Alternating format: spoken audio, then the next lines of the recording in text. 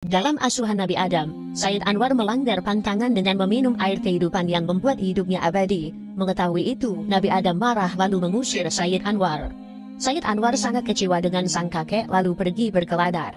Di tengah perjalanan dia bertemu malaikat Harut dan Marut yang menyesatkannya menuju ke arah sungai Nil dan bertemu dengan beberapa anak Nabi Adam lainnya.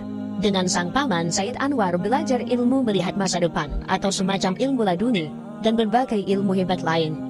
Usainya, Sayyid Anwar melanjutkan perjalanan ke arah timur menuju pulau kecil di antara Pulau Maladewa dan Laksadewa yang bernama Lembah Dewani. Disitulah Sayyid Anwar melakukan tapa berata dengan cara melihat matahari mulai terbit sampai tenggelam. Setelah 7 tahun bertapa, daya linuwih pada Sayyid Anwar terolah hebat sehingga bisa menghilang alias kasat mata. Dalam pengembaraannya di Lembah Dewani, Sayyid Anwar banyak bertarung dengan para jin dan membuat mereka tunduk di bawah kekuasaannya. Mendengar kehebatan Sayyid Anwar, lama-lama banyak kaum jin yang memilih mengabdi padanya. Kejadian tersebut sangat mengganggu Prabu Nuradi, raja para jin yang menguasai Lembah Dewani. Prabu Nuradi melabrak Sayyid Anwar dan mengajaknya bertarung. Dalam pertarungan itu, Prabu Nuradi kalah dan tunduk pada kekuasaan Sayyid Anwar. Prabu Nuradi pun memilih turun tahta lalu mengangkat Sayyid Anwar menjadi raja para jin dan menyerahkan putrinya menjadi istri. Ketika menjadi raja jin, Sayyid Anwar mendapatkan gelar Prabu Nurasa. Prabu Nurasa yang telah memiliki kehidupan abadi, kemudian tinggal di tempat tinggi dan meminta izin pada Yang Maha Esa untuk mengangkat diri sebagai Tuhan semesta alam. Yang Maha Esa mengabulkan dan membiarkan Prabu Nurasa murtad dari ajaran keturunan Nabi Adam. Ketika menjadi raja, Lembah Dewani diubah nama menjadi Tanah Jawi alias Tanah Jawa.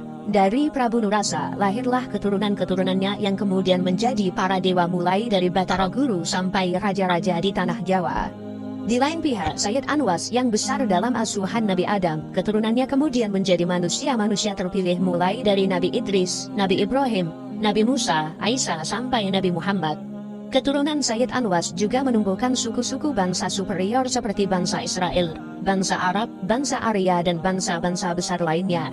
Di lain pihak, keturunan Sayyid Anwar karena juga mendapatkan berkah dari doa Nabi Adam, juga banyak melahirkan bangsa-bangsa besar pada masa-masa kerajaan Jawa. Tidak sedikit raja-raja keturunan Sayyid Anwar yang menguasai bangsa-bangsa lain di permukaan bumi. Dalam perputaran peradaban, keturunan Sayyid Anwar dan Sayyid Anwas telah banyak yang bersilangan. Persilangan-persilangan inilah yang membuat kehidupan mereka tumpang tindih. Ada keturunan Sayyid Anwas yang kemudian mengikuti jejak pemikiran Sayyid Anwar yang sesat. Sebaliknya, tidak sedikit pula keturunan Sayyid Anwar yang kembali pada ajaran nenek moyang mereka dan menganut agama yang diajarkan Nabi Adam serta leluhur mereka, Nabi Syis.